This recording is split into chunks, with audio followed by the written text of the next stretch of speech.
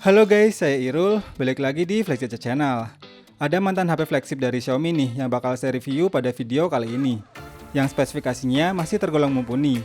Pakai chipset dari Qualcomm Snapdragon 845, layar Super AMOLED yang support SDR10, dan tentunya kualitas kameranya masih oke banget untuk saat ini, yaitu Xiaomi Mi 8. Apakah HP ini masih worth untuk dibeli dan dipakai di tahun 2021 ini? Yuk kita bahas pada video kali ini.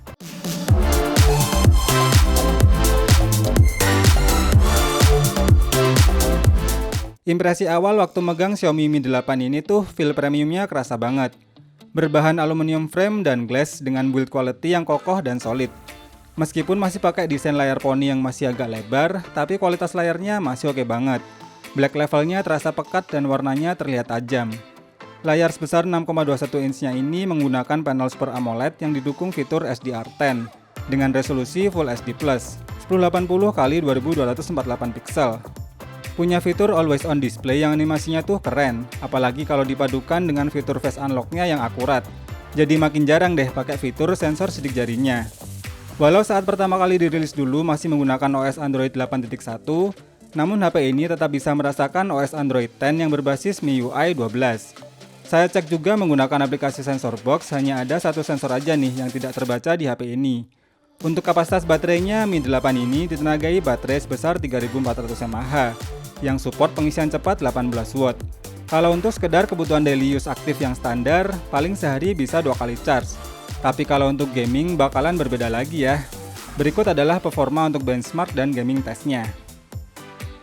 Xiaomi Mi 8 ini ditenagai chipset dari Qualcomm Snapdragon 845 yang dipadukan dengan RAM 6GB LPDDR4X dan ROM 64GB UFS 2.1. Pengetesan menggunakan aplikasi Geekbench 5 menghasilkan skor 393 poin untuk single core dan skor 1589 poin untuk multicore-nya. Namun ketika saya tes lagi dengan mode game turbo diaktifkan, skor single core naik mencapai 430 poin dan multicore-nya naik hingga 2186 poin. Saya tes juga pada pengetesan Antutu versi 8. Sebelum game turbo diaktifkan, skor Antutu sekitar 353 ribuan. Lalu naik menjadi 355 ribuan ketika menggunakan mode game turbo. Langsung kita tes aja deh gimana performa game turbonya dalam menjalankan 3 game SD yang sudah saya siapkan. Game pertama saya tes bermain game PUBG Mobile. Settingan tertinggi bisa di HDR Ultra atau Smooth Extreme. Dan untuk pengalaman terbaik saya mainkan pada settingan Smooth Extreme. Gameplaynya cukup stabil dan memang cenderung terasa smooth. Sedikit frame drop terasa saat bertemu player asli, tapi overall masih sangat playable. Dan dalam 30 menit bermain, suhu panas HP naik hingga 44 derajat Celcius dengan penurunan baterai sekitar 18%. Game kedua saya tes bermain Genshin Impact. Ternyata untuk settingan defaultnya berada di medium, tapi saya coba mainkan pada settingan tertinggi dengan mengaktifkan mode 60 fps. Dan gameplaynya jadi terasa lag dan kurang smooth.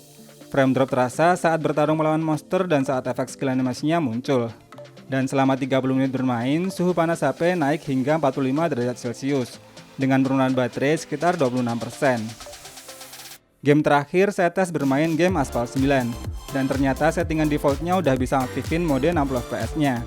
Tapi saat dirubah ke settingan high quality, gameplaynya jadi sedikit kurang smooth dan terasa ada sedikit lag saat mengeluarkan nose hingga bertabrakan dengan musuh. Namun efek animasi seperti blur atau bokehnya tetap bisa ditampilkan dengan baik. Dan selama 30 menit bermain, suhu panas HP naik hingga 44 derajat Celcius dengan penurunan baterai sekitar 20%.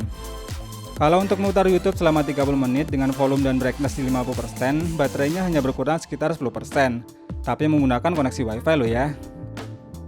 Setelah bahas bagian performa, lanjut ke bagian kameranya. HP ini menggunakan setup dual kamera dengan kamera utama bersensor 12 megapiksel yang berapertur f1.8 yang memiliki fitur dual pixel face detection autofocus dan 4-axis OIS.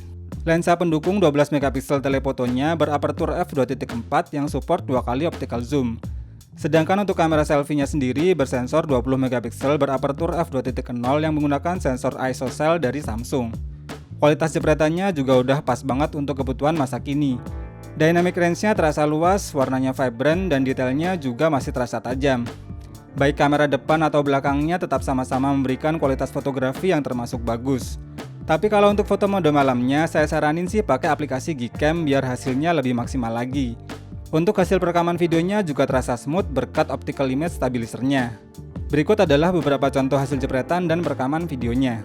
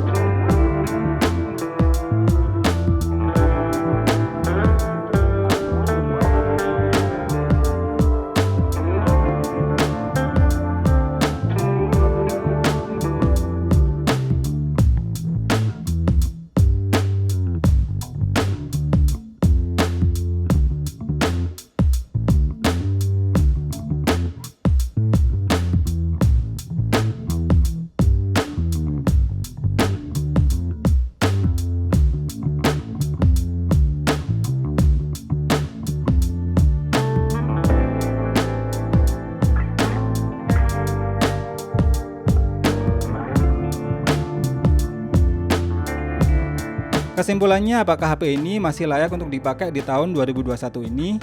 Menurut saya jelas masih layak banget. Cuma memang minusnya di kapasitas baterainya yang udah tergolong kurang mumpuni untuk saat ini. Tapi berkat pengisian dayanya yang lumayan cepat, saya rasa minusnya dalam hal baterai ini tidak terlalu terasa. Kalau bukan untuk kebutuhan yang berat seperti intens bermain game, jelas masih enak dan nyaman banget untuk dipakai sehari-hari. Buat yang tertarik untuk membeli HP ini, linknya sudah saya sertakan juga di kolom deskripsi ya. Terima kasih buat yang sudah nonton video ini sampai habis. Semoga video ini bermanfaat dan sampai ketemu lagi di video berikutnya.